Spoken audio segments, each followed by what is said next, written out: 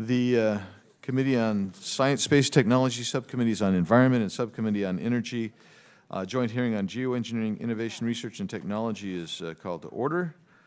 Without objection, the Chair is authorized to declare recess of the committee at any time, and I now recognize myself for 5 minutes for an opening statement.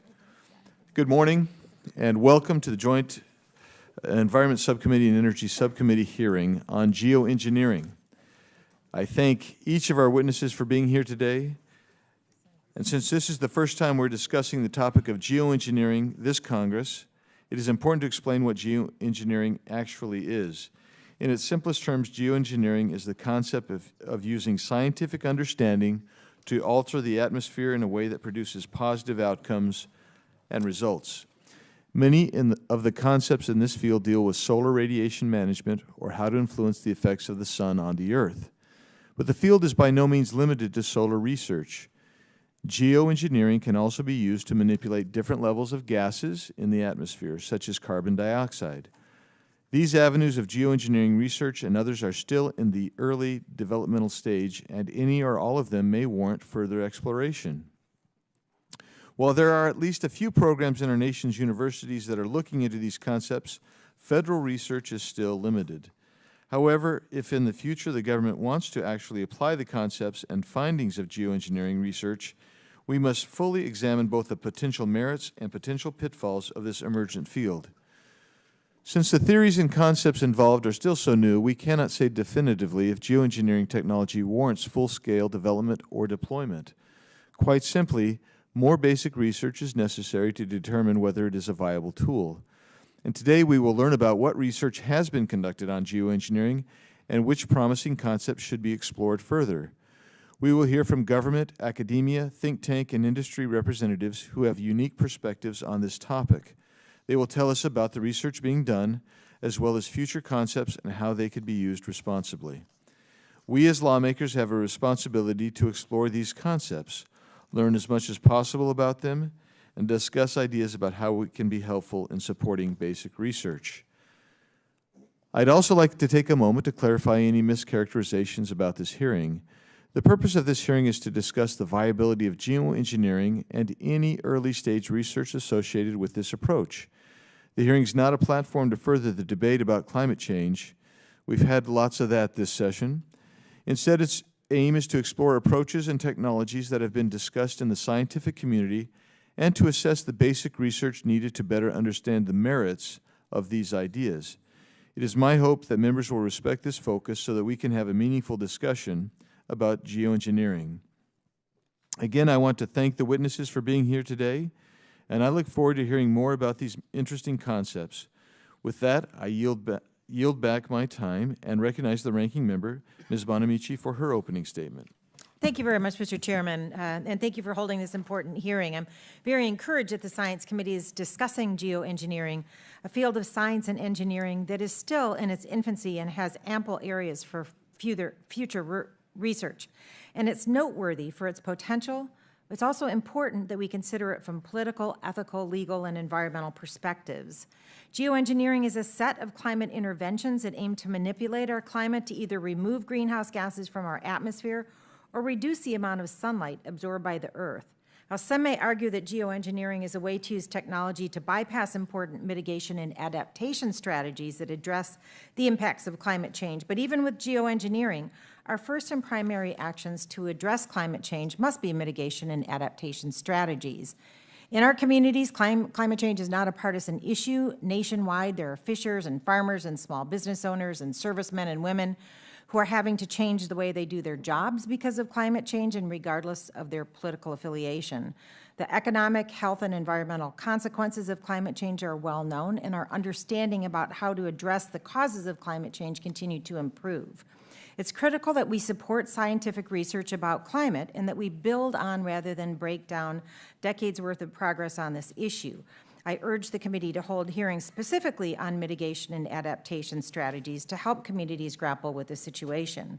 Geoengineering is an option our country should explore. The state of current geoengineering research makes clear that we are years or perhaps decades away from potential deployment, and the risks of deployment are not well understood. we're hoping for some answers here today. In fact, a key finding in the U.S. Global Change Research Program's Climate Science Special Report, which was just published last Friday, determined that further assessments of the technical feasibilities, costs, risks, co-benefits, and governance challenges of climate intervention or geoengineering strategies, which are as yet unproven at scale, are a necessary step before judgments about the benefits and risks of these approaches can be made with high confidence.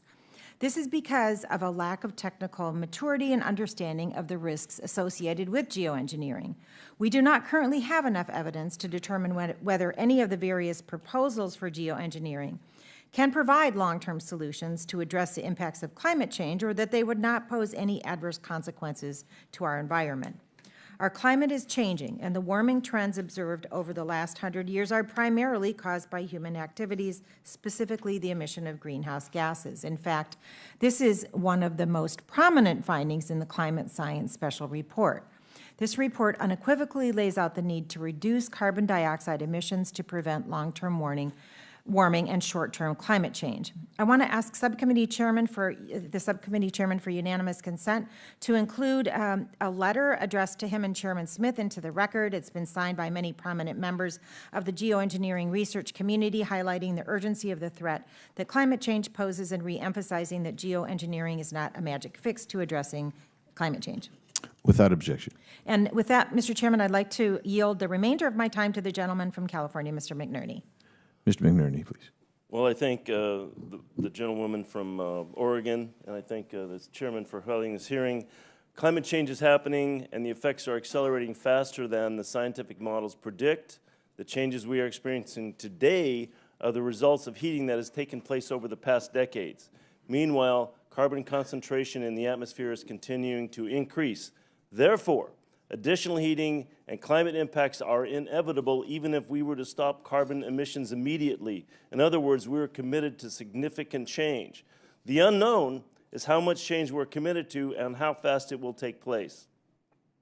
It's not known if we are committed to truly catastrophic change with the current policies or not.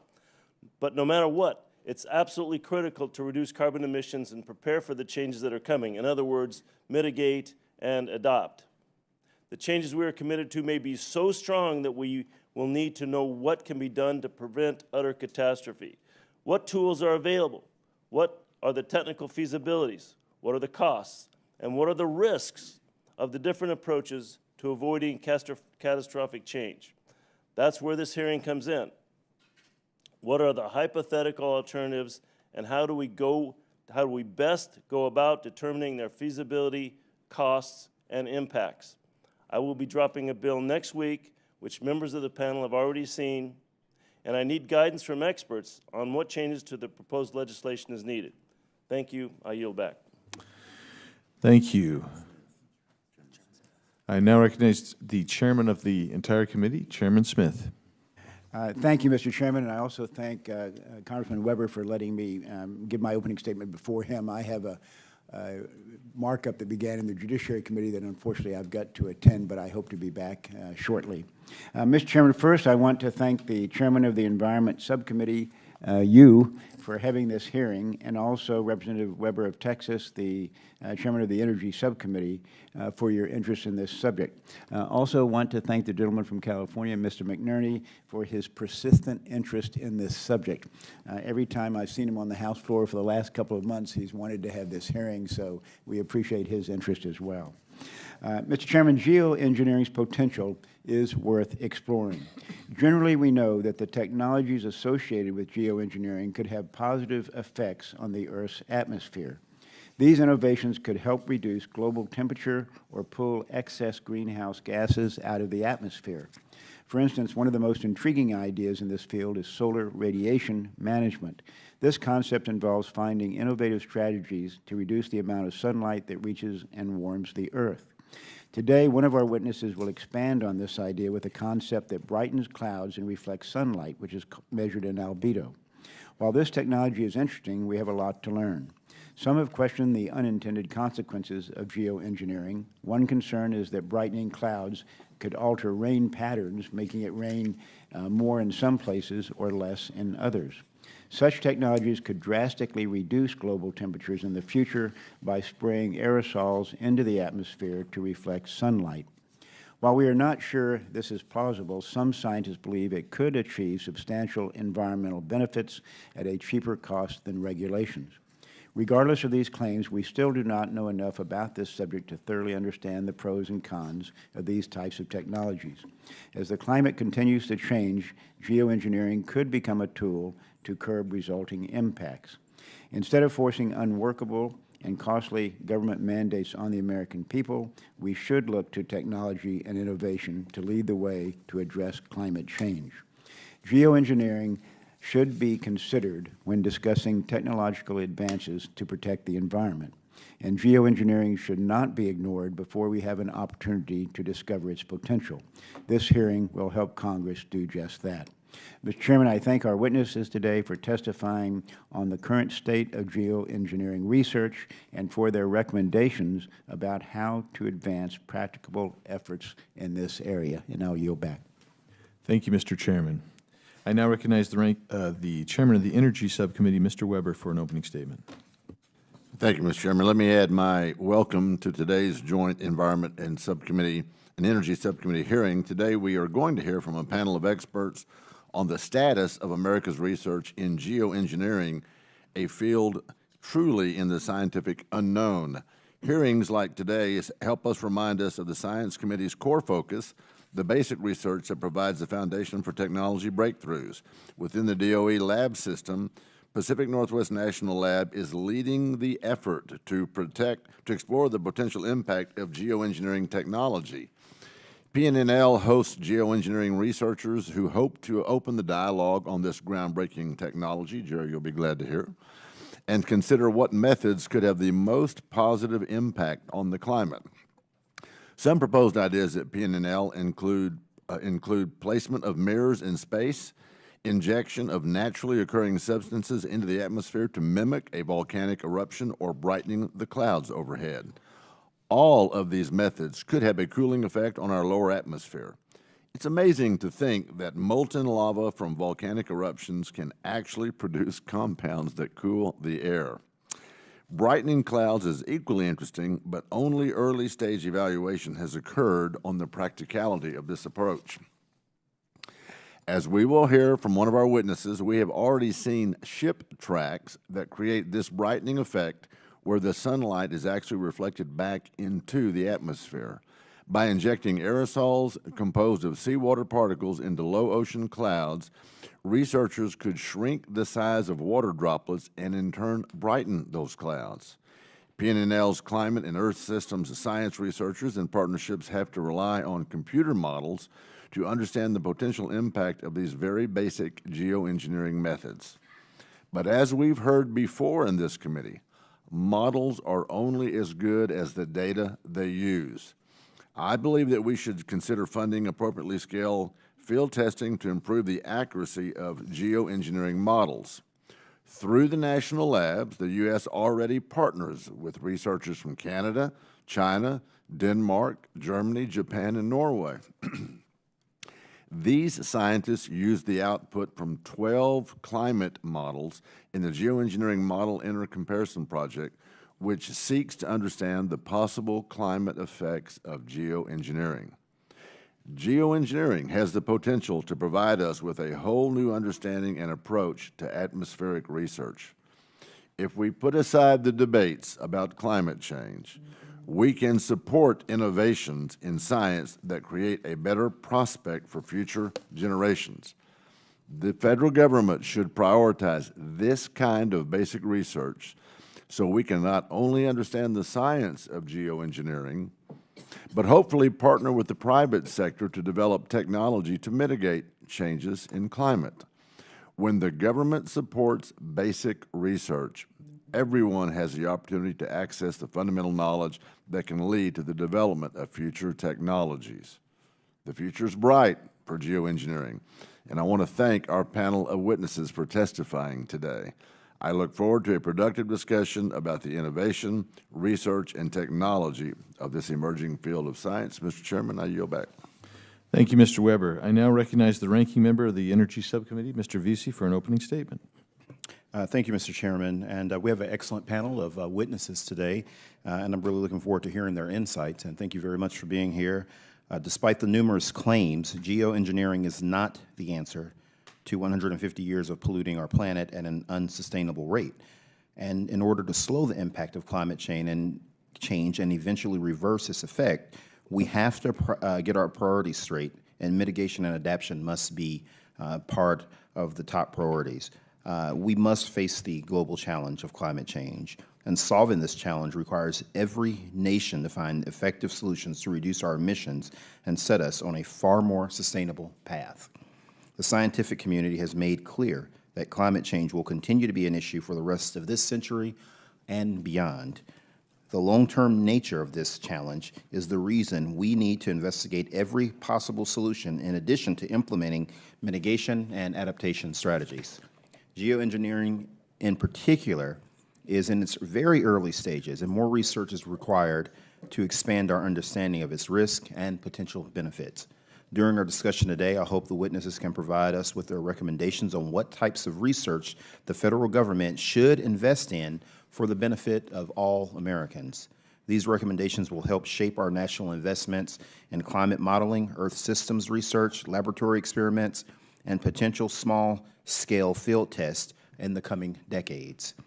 On that note, I would like to stress to my colleagues the importance of supporting the full spectrum of research at the Department of Energy. In particular, activities within the Office of Sciences, Biological, and Environmental Research Program are crucial to expanding our knowledge of Earth systems and climate modeling. Funding this important research can have numerous benefits, including advancing the field we are discussing today.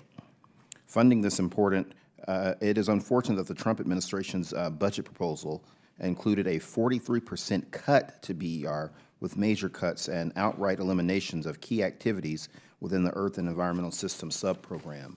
These cuts would hurt the emerging field of geoengineering, but more importantly, they would cripple our ability to understand the range of factors driving global temperatures upward.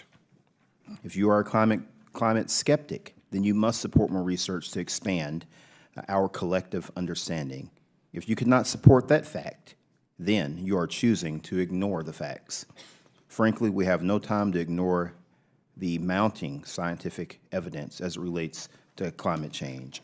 We need productive dialogue if we want to better understand this challenge and embrace the necessary solutions. In addition to supporting the key research activities that underpin geoengineering, there may also be additional federal investments that Congress should consider in order to have an impact in the near future. Carbon dioxide removal strategies are a generally less risky form of climate intervention that may prove useful in our efforts to fight the impacts of climate change. These strategies come in the form of bioenergy with carbon capture and sequestration, direct air capture technologies, enhanced geological weathering, and land use management, just to name a few. The National Academies examined carbon dioxide removal in 2015 and concluded that this area is ripe for further federal research investments. For this reason, I included this critical research in a draft bill that I will be introducing in the coming weeks, the Fossil Energy Research and Development Act. In addition to authorizing key R&D activities for carbon capture, utilization, and sequestration activities, the bill would also instruct DOE to create a research program on carbon dioxide removal. I hope that my colleagues on both sides of the aisle will join me as a co-sponsor of this legislation. The bill will push the DOE to prioritize the important work of environmental mitigation within the Office of Fossil Energy. The public health and economic benefits are considerably numerous. I hope this bill can be bipartisan path forward to an area of research at DOE that needs it. I look forward to working with my colleagues on these issues, and thank you, Mr. Chairman. I yield back the balance of my time. Thank you, Mr. Vesey. Let me introduce our witnesses. Dr. Phil Rasch. Our first witness today is Dr. Phil Rasch, Chief Scientist for Climate Science and Laboratory Fellow at Pacific Northwest National Laboratory. Previously, Dr. Rasch served as a chair of the International Global Atmospheric Chemistry Program and was named a Fellow of the American Association for the Advancement of Science. He received a bachelor's degree in atmospheric science and chemistry from the University of Washington and a master's of science in meteorology from Florida State University, and he completed his PhD at the National Center for Atmospheric Research in Boulder, Colorado.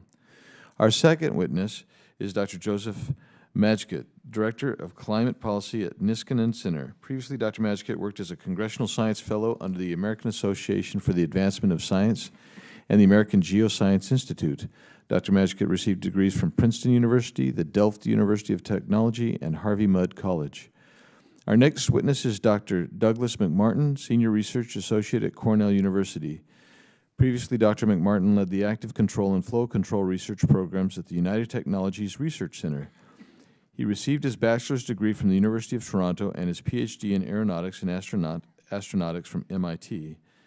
And our last witness today is Ms. Kelly Wanser, Principal Director at Marine Cloud Brightening Project, Joint Institute for the Study of the Atmosphere and Ocean at the University of Washington.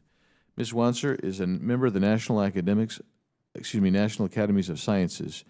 She received her bachelor's degree from Boston College and her master's degree from the University of Oxford. I now recognize Dr. Ash for 5 minutes to present.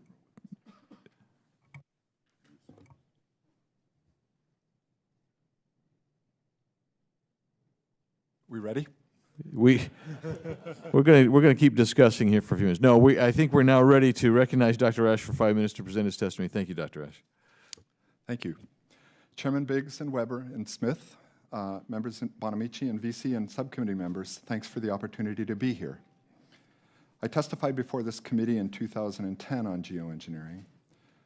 I'm the chief scientist for climate science at Pacific Northwest National Labs, where I lead programs studying the Earth's atmosphere and environmental change. I've also been involved in geoengineering research. I've authored about 20 papers on geoengineering, supported mainly by philanthropic foundations and the NSF in my previous job. I was also a member of the committee that wrote the recent National Research Council report on geoengineering and a lead author on relevant chapters from the Intergovernmental Panel on Climate Change report as well. Americans have become increasingly aware of changes in our environment, ranging from dramatic decreases in sea ice in the Arctic to increases in summertime heat waves, droughts, floods, fires, and damage from hurricane and other extreme weather events, including increasing ocean acidity that damages fisheries. Evidence in the National Climate Assessment and elsewhere indicates that the changes are connected to increases in carbon dioxide. So a prudent step to reducing impacts is to stop increasing carbon dioxide as quickly as possible. Geoengineering methods attempt to address some of these threats through two very different strategies. I'm not an expert in the carbon dioxide removal strategy you heard about earlier, so I won't discuss it further. And I'll sometimes talk about solar radiation management as sunlight reflection methods, a term I prefer. Sunlight reflection methods try to reflect some of the sun's energy back to space, cooling the planet. Two strategies have received the most attention, so I'll focus on those. One method is called marine cloud brightening. You'll all have felt the surface temperature go down when a cloud passes overhead on a hot summer day by reflecting sunlight back to space. This is how clouds cool the planet. We know clouds can be further brightened. One dramatic example occurs when ocean freighters add particles below clouds to change them and form bright ship tracks. Marine cloud brightening attempts to mimic that kind of cooling by introducing sea salt particles below clouds. Stratospheric aerosol geoengineering tries to mimic the cooling effects of large volcanic eruptions by placing extra particles in the upper atmosphere. Let me just cover a bit of what we know and don't know and then make some recommendations for progress. There's a lot more detail in my written testimony. We know it's still early days for SRM research, but there are hints it could help address climate change by offsetting, delaying, or slowing warming. Hints are that will help counter other changes as well. We think SRM could buy time for other measures to be put in place. Even if it works, though, we know it won't be a magic bullet. It won't compensate for all problems, and it may have side effects. Stratospheric aerosol geoengineering and marine cloud brightening have some common features, but they're different, with different risks and impacts to the planet. If we used geoengineering, it would need to be adjusted to balance the excess carbon in the atmosphere, and we think it would be very risky to balance a lot of carbon dioxide. We don't yet know whether geoengineering should be a part of the strategies addressing climate change. It'll take at least a decade to sort out the benefits, risks, and trade-offs associated with these different technologies. So what should we do?